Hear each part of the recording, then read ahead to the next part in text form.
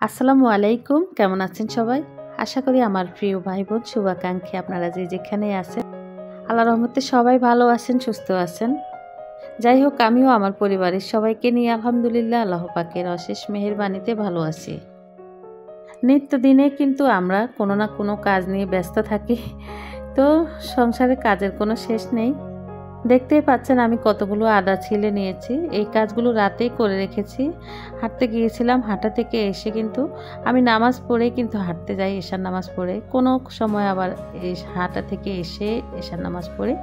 তো তখন কিন্তু রাত 9টা 9:30 বাজতে অনেক সময় লাগে, কেননা মাগরিবের নামাজের পরে হাঁটতে গেলে 1 ঘন্টায় না হয় হাঁটি, তারপর কিন্তু অনেক সময় রাত 10টা 11টা বাজতে। তো সন্ধ্যা থেকে রাত 10টা 11টা পর্যন্ত সংসারে কিন্তু অনেক কাজই করা যায়। তো নামাজ ইবাদতের পর কিন্তু যেটুকু সময় থাকে সংসারের কাজগুলো গুছিয়ে করার চেষ্টা করি। তো আমার বাসায় কিন্তু অনেক আদা কিনা হয়েছে, মোট মাঠ সব মিলাই 8-9 কেজির মতো হবে আদা কিনছে। যেহেতু আদার দাম খুবই কম, 100 টাকা 80 টাকা 90 টাকার ভিতরে কেজি পাওয়া যায়। তো 9 কেজির মতো আদা কিনা হয়েছে, সবগুলোই কিন্তু সিলে এভাবে রেখেছি। তো এবারও 2 কেজি নিয়ে আসছে। তো আনার সঙ্গে সঙ্গে আদাগুলো ছিলে সুন্দরভাবে হয়ে যেত, চামড়াগুলো নরম ছিল। তো আমার একটা ভুলের কারণে চামড়াগুলো শক্ত হয়ে গেছে। আনার পর 2 দিন পর আর কি আমি আদাগুলো ছিলছি, একটু সময় পাই নাই সেজন্য। তো ছিলতে কষ্টে হয়েছে, চামড়াগুলো শুকিয়ে গেছে। আদা আনার সঙ্গে সঙ্গে আদা ছিলে নিলে আদার চামড়াটা নরম থাকে, খুব সহজেই হয়ে যায় ছিলা। যাই হোক, সকালে নাস্তা করার পর সংসারে যে টুকিটাকি রুটিন মতো যে কাজগুলো প্রত্যেক দিন করি সেগুলো করে নিয়েছি। তারপর রান্না বান্না দুপুরের জন্য আর কি করব। তো আমার বারান্দায় আমি যে পুঁই শাক গাছ লাগিয়েছিলাম, কলমি শাক পুঁই শাক, তো সেগুলো অনেক দিন থেকে ছিঁড়া হয় না। 2-3 দিন তরকারি দিয়ে খেয়েছিলাম মাঝখানে, তো অনেক দিন হয়েছে আবার ছিঁড়া হয় না, এটা সেটা খাই। আবার শাক কিনে নিয়ে আসি প্রত্যেক দিনে। তো ভাবলাম আজকে কেটে নেই শাকগুলো।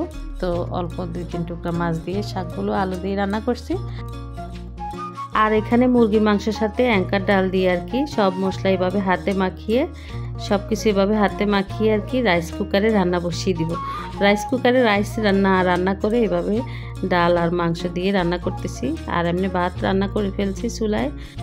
ওই যে আমি সবসময় বলি না, আমার যখন যেটা মন চায় করতে সেটাই করি।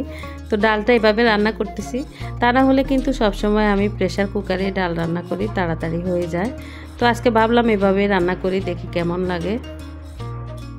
তো সব কিছু ঠিকঠাক করে রান্না বসিয়ে দিয়েছি। আজ আপনাদের সঙ্গে আমার আরেকটি গুরুত্বপূর্ণ অভ্যাসের কথা শেয়ার করতেছি, জানি না আপনাদের কার কাছে কেমন লাগে। যে কোনো কারণবশত আমার কিন্তু মন খারাপ থাকলে, মন খারাপ কিন্তু আমাদের সবারই হয় কম বেশি, আমরা তো মানুষ তাই না? তো আমার মন খারাপ হলে কিন্তু আমি বাসায় অনেক কাজ করি, খুঁটিনাটি কাজ বের করি।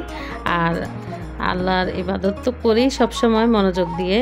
তো তখন মন খারাপ হলে আর কি তখন আরেকটু বেশি করি, আর সংসারের কাজগুলো আরেকটু গুছিয়ে করার চেষ্টা করি। সময়টা সংসারের কাজে আর কি নিয়োজিত রাখি, মন যাতে অন্যদিকে না ছুটে। তো মন বেশি খারাপ থাকলে আমি এরকম করি। তো এই কাজটা কি ভালো না কি খারাপ, এটা আমাকে কমেন্ট করে জানাতে পারেন, জানালে আমার কাছে ভালো লাগবে। তো ডাল মাংস একসাথে দিয়ে ভালো করে কষিয়ে নিয়েছি রাইস কুকারে। তারপর এখানে পরিমাণ মতো জলের পানি দিয়ে দিলাম। তো এটা হতে থাক, এদিক দিয়ে আমি করলা ভাজি বসিয়েছিলাম।